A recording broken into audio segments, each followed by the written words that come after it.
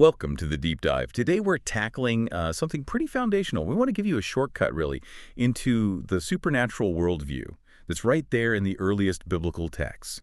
We're going beyond, the usual summaries to look at the cosmic roles, not just heavenly beings, but also humanity's role, your Oh, role. exactly. And if you really want to grasp the underlying engine of the biblical story, the unseen realm, this is ground zero. If you miss this cosmic geography, a lot of key ideas, both Old and New Testament, they don't quite click into place. Okay, so let's dive right in. Genesis 1.26.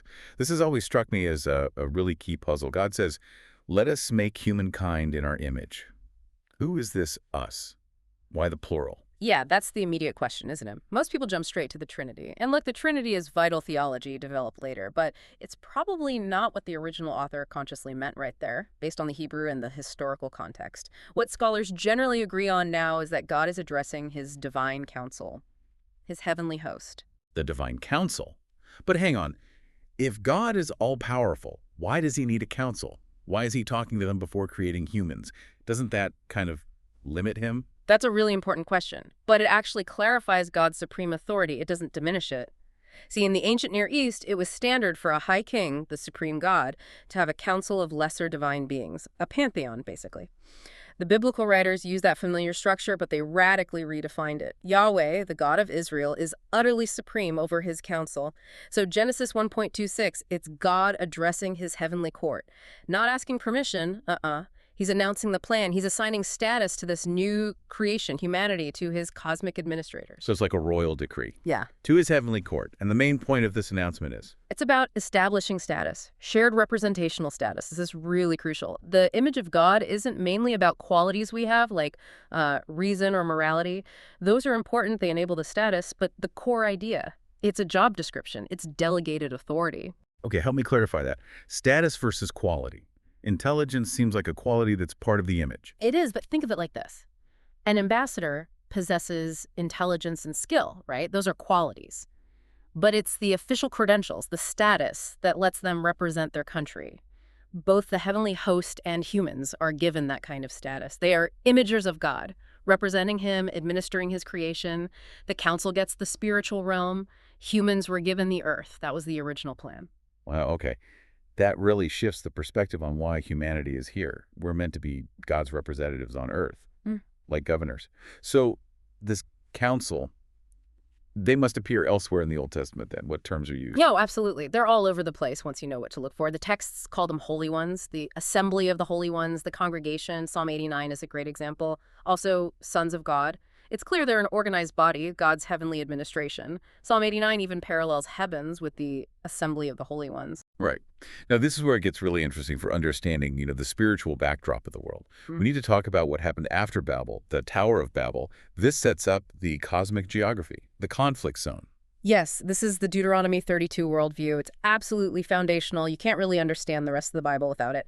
After Babel, Genesis 11, humanity rebelled collectively, so God judged them. Deuteronomy 32, verses 8 and 9, recount how God, the Most High, divided up the nations. He set their boundaries. But then he did something really shocking. He allotted these nations to members of his council, to lesser spiritual beings, the sons of God. He handed them over. He basically delegated oversight of all the non-Israelite nations to these junior members of the council. Why would he do that? It was a judgment, a consequence. The nations didn't want God's direct rule. They rebelled. So God essentially said, fine, you want other rulers, you can have them.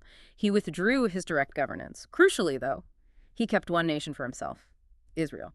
That became his inheritance, his portion. Okay, so these spiritual beings who were put in charge of the nations, they didn't stay loyal, did they? They became corrupted. That's exactly what happened. They started demanding worship for themselves. And Deuteronomy is incredibly blunt about who these beings are, these gods. The Hebrew word is Elohim, which just means spiritual beings, not necessarily Yahweh.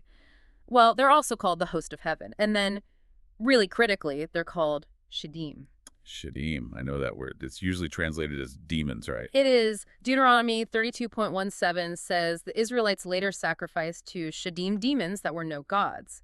The writers saw these Elohim, these assigned rulers, as real spiritual entities. They were supposed to rule justly under God, but they rebelled, demanded worship, became adversaries, cosmic administrators gone rogue. This context, this history, Mm. it suddenly makes parts of the New Testament make so much more sense. This isn't just ancient history for Paul, is it? Not at all. This is Paul's operating system. It's the framework he uses for understanding spiritual warfare. Think about 1 Corinthians 10. Paul warns believers not to mess with pagan sacrifices. Why? Because, he says, those sacrifices are offered to demons, and those demons are real. He's directly linking back to Deuteronomy 32, the failed Elohim, the Shadim. Those are the powers believers are wrestling with. It's all one continuous story for Paul. Okay, let's shift focus slightly. Still in the realm of rebellion, but earlier, back to Genesis, the corruption that led to the flood, we need to talk about the Nephilim. Right. Genesis 6.1 to 4. Another rebellion, this time involving the sons of God, often understood as a group called the Watchers, fallen angels. They abandoned their designated roles, came to Earth, and had offspring with human women. These offspring were the A Nephilim. Nephilim. What exactly were they? Why was their existence such a disaster? The text calls them Gibborim, mighty warriors, men of renown, or maybe men of the name. They represent a forbidden mixing of realms, a perversion of God's created order, spiritual and physical colliding illegitimately. They're essentially the Bible's version of the Titans from Greek mythology. Giants, powerful, disruptive figures. Ancient Near Eastern texts talk about similar beings, too. So giants, monsters, titans. This wasn't just about big guys running around. It was a symptom of cosmic breakdown spilling onto Earth. Precisely. Genesis 6 shows this profound failure among God's appointed spiritual beings, resulting in violence and corruption so bad that God had to reset with the flood. Okay, so we've seen rebellion and failure in the heavenly host, but the story takes a sharp turn when it comes to humans, doesn't it? Let's talk about the future, humanity's destiny, the great reversal. Yeah, the ultimate plan for redeemed humanity is, well, it's mind-blowing. Our sources point to the eschaton, the end times where believers are restored.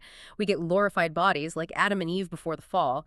We finally fulfill that original mandate to be God's imagers.